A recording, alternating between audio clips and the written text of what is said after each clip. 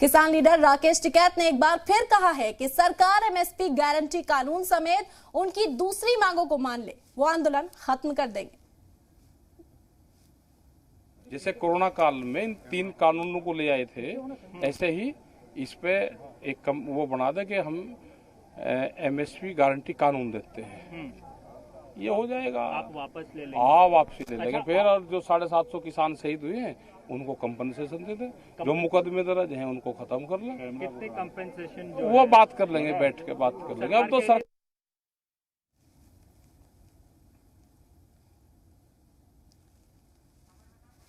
आपको बता दें कि किसान लीडर राकेश टिकैत का ये कहना है कि सरकार बातचीत के रास्ते खोल दे, बातचीत की टेबल पर आए और जो उनके मुतालबे उनको सुनकर उस पर गौर किया जाए, उसके बाद तहरीक को वो खत्म कर देंगे। सिर्फ बिल वापसी उनकी परेशानी नहीं थी, कई और मुद्दे हैं जिन पर वो सरकार से बातचीत करना चाहते हैं।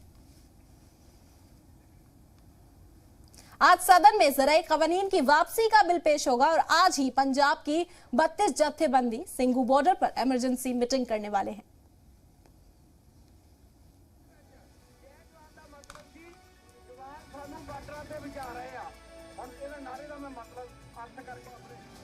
दिल्ली के बॉर्डर्स पर 1 साल से जारी किसान आंदोलन खत्म होने के इम्कान बढ़ गए हैं। आज ऐवान में मरकजी हुकूमत ज़राए कानून की वापसी का बिल पेश करने वाली है, तो वहीं दूसरी तरफ सिंघू बॉर्डर पर पंजाब के 32 जत्थेबंदियों की मीटिंग होने वाली है। ज़रा के हवाले से खबर है कि इस मीटिंग में घर वापसी को लेकर कोई फैसला लिया जा सकता है।